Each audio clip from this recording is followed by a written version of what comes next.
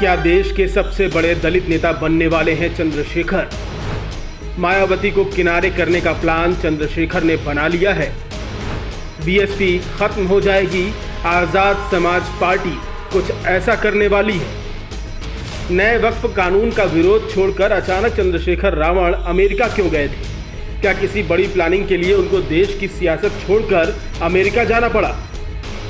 क्या वहां मौजूद दलित संगठनों के साथ मिलकर चंद्रशेखर ने भारत में दलित आंदोलन की नई रणनीति तैयार कर ली है? क्या अमेरिका और दूसरे देशों से जो पैसे दलित आंदोलन को आगे बढ़ाने के लिए अब तक मायावती के पास आते थे, उसको चंद्रशेखर ने बंद करवा दिया है? क्या अब विदेशों से आने वाला पैसा आजाद समाज पार्टी को भेजने का प्लान तैयार कर लिया गया है? आखिर क्या है चंद्रशेखर के अमेरिका दौरे का राज? सारे राज अपनी इस रिपोर्ट में खोलेंगे, लेकिन सबसे पहले उन सियासी कयासों को जान लेते हैं जो चंद्रशेखर के अमेरिका दौरे से जुड़े हैं, फिर दौरे की असल सच्चाई बताएंगे। चंद्रशेखर खुद को अमेरिका में बड़ा दलित नेता घोषित करवाना चाहते हैं। दलित आंदोलन की अगुवाई का जिम्मा वो लेने के लिए पूरी तरह तैयार हैं, दिखाना चाहते हैं। दलित आंदोलन के लिए जो भी पैसा अमेरिका से आए वो एएसपी को मिले। दलित आंदोलन के लिए की जाने वाली फंडिंग का इस्तेमाल बीएसपी ठीक से नहीं कर रही है। दलितों की उम्मीद पूरी करने की ताकत केवल चंद्रशेखर रावण के पास है। यानी चंद्रशेखर दलितों का इंटरनेशनल चेहरा बनना चाहते हैं। उनके मन में खुद का कद मायावती से बड़ा करने का है। जाटव समाज से मायावती आती हैं और उसी समाज से चंद्रशेखर भी आते हैं। अगर उस समाज के बड़े लोग चंद्रशेखर को आगे बढ़ाते हैं तो मायावती का कद खुद ब खुद घटने लगेगा। तो क्या चंद्रशेखर इसी रणनीति पर काम कर रहे हैं? इसीलिए अमेरिका में अंबेडकर और काशीराम का नाम तो लिया, लेकिन मायावती का कहीं जिक्र तक नहीं किया। ये समझने के लिए काफी है कि क्योंकि वो जानते हैं मायावती के चेहरे को खुद से दूर रखेंगे तभी उनकी जगह ले पाएंगे।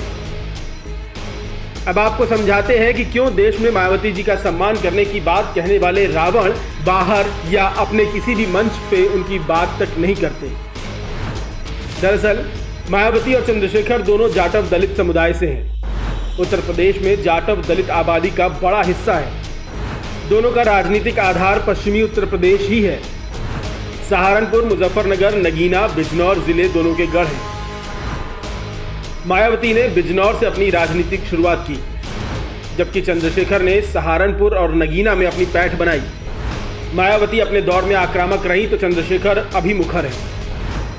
मायावती भी मुसलमानों को साथ लेकर चली, चंद्रशेखर भी वही कर रहे हैं।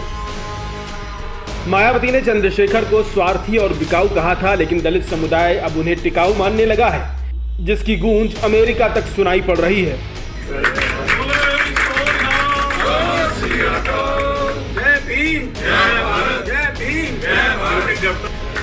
ये नारेबाजी भी घोषणा कर रही है कि अमेरिका में बसे दलितों को मायावती से ज्यादा चंद्रशेखर पर भरोसा हो रहा है।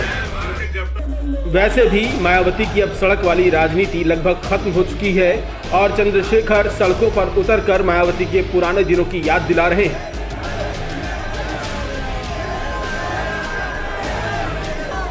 तो कमान मायावती सौंपे न सौंपे, चंद्रशेखर उनके हाथ से दलित आंदोलन की मसाल खुद ब खुद खींचते जा रहे हैं और ये नारे समझा रहे हैं कि अब अमेरिका से जो भी फंड दलित उत्थान के लिए आएगा वो मायावती के पास नहीं, चंद्रशेखर की ओर शिफ्ट हो रहा है।